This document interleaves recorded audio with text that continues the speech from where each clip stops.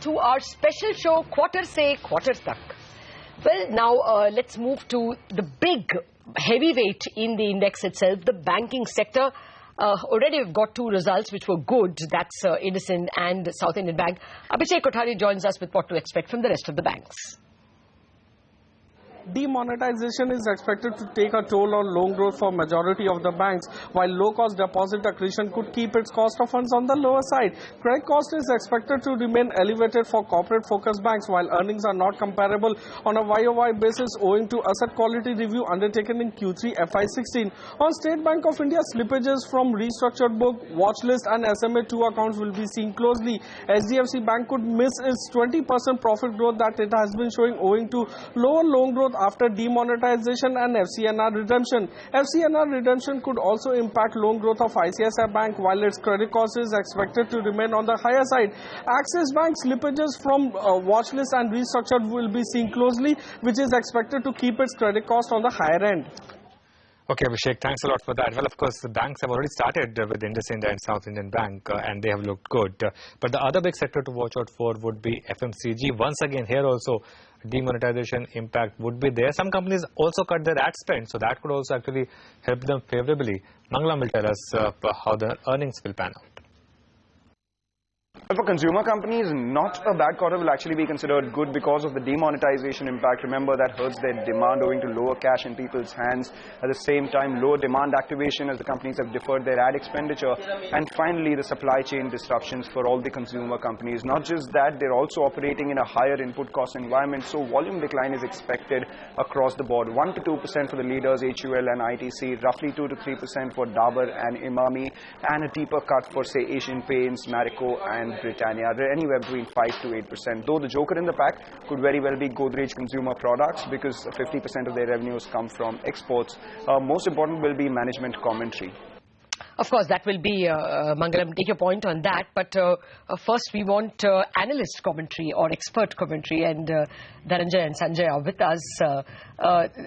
Sanjiv, what's your sense about banks and non-banks? I know it's a large question, but on which stocks is your money? So, Latha, in the non-banking, we are overweight on the heavyweight Bajaj Finance, where we think the management review was that they've handled it much better than the others. And on the microfinance, we know there will be a lot of destructions for the likes of Bharat Finance, Satin Credit Care, to name a few. So it will distort the men from the boys, and we know that this quarter could be the proverbial turning point.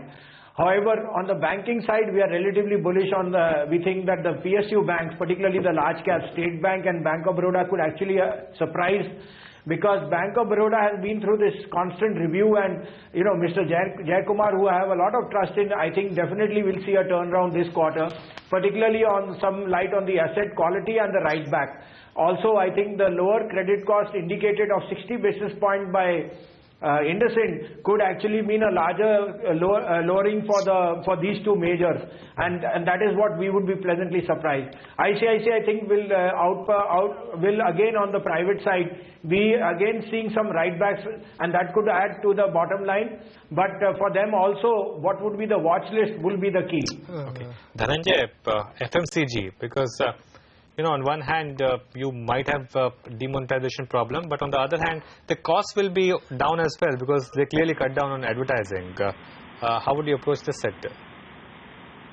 So yes, I think there is an impact on the volume growth because of the demonetization, because a lot of these FMCG companies also depend on wholesale channel, which has been impacted very significantly, as we have actually gathered from our channel checks, and various companies have varied intensity of dependence on channel checks. So roughly about 30 to 50% is the range that we are looking at for many FMCG companies.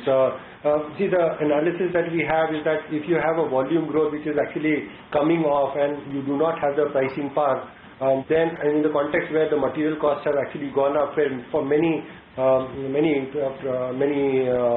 products, it is likely that people will actually scale down A&P spend, and we have to really look at those companies who have the levers to actually do that. Not many companies really have that. So our earlier analysis has shown that when in the earlier cycle when commodity prices had come down, companies such as HUL, IBAMI had the lever. So I think those are the companies who will be able to do so. And our media analyst also has said that HUL has not really begun spending its ad revenue budget. So I think there is a certain amount of savior that HUL might be having, notwithstanding the fact that your volume growth can actually be lower.